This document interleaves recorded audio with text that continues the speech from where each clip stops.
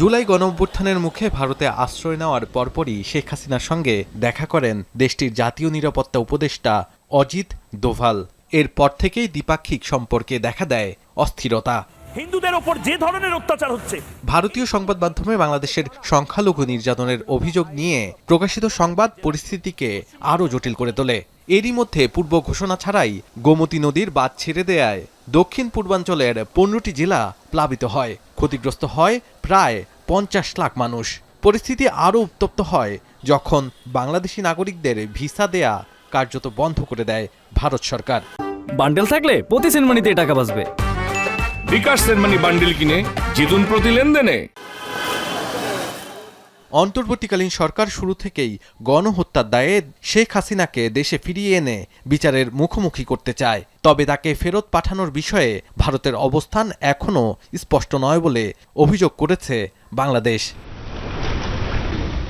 এরই মধ্যে থাইল্যান্ডে বিমস্টেক অন্তর্ভুক্ত 7 দেশের শীর্ষ সম্মেলন অনুষ্ঠিত হয়। সেখানে এই সম্মেলনের সাইডলাইনে আলোচিত বৈঠকটি অনুষ্ঠিত হয় ভারত প্রধানমন্ত্রী নরেন্দ্র মোদী ও প্রধান উপদেষ্টা ডক্টর মোহাম্মদ ইউনূসের মধ্যে।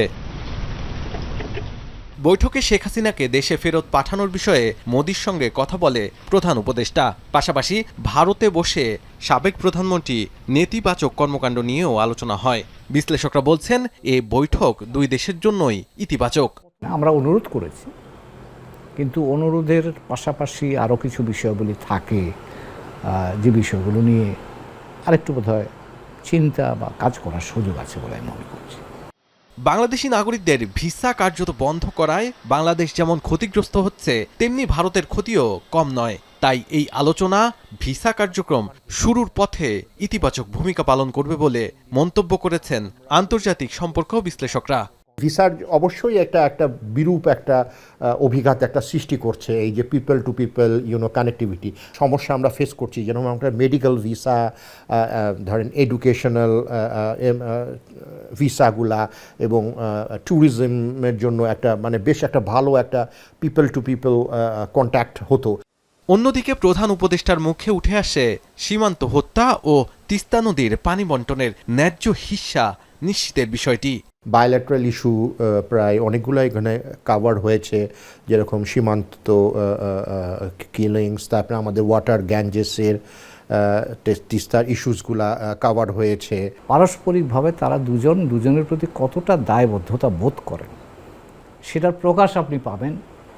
আপনার ভিসাটা খোলে কিনা, ট্রেন চলাচল শুরু হয় কিনা, সীমান্ত হত্যাকাণ্ড কমছে কিনা, সেগুলো দেখলে আপনি বুঝতে পারবেন যে হ্যাঁ, তারা দুজন যে কথা বলেছে সে কথাটা বাস্তবে কাজে লাগছে। এছাড়াও নরেন্দ্র মোদীর মুখে উঠে আসে বাংলাদেশের নির্বাচন ও সংখ্যালঘুদের কথা। প্রধান উপদেষ্টা মহোদয় নির্বাচনের ব্যাপারে গুরুত্ব দিয়ে একটা কথা বলেছেন, তো সেটার কিন্তু অডিয়েন্স আপনি শুধু ব্যাংকক নয়, এটার আরও বড় অডিয়েন্স আছে। তবে বাংলাদেশ ভারত সম্পর্ক স্বাভাবিক করতে চায় বাংলাদেশ, তা স্পষ্ট হয়েছে এই বৈঠক বাংলাদেশের আমন্ত্রণে হওয়ায়। তবে বৈঠকে উঠে আসা বিষয়ের কোনগুলো বাস্তবায়ন করবে ভারত তা এখন দেখার বিষয়। শাহাদাত অফরো, এখন, ঢাকা।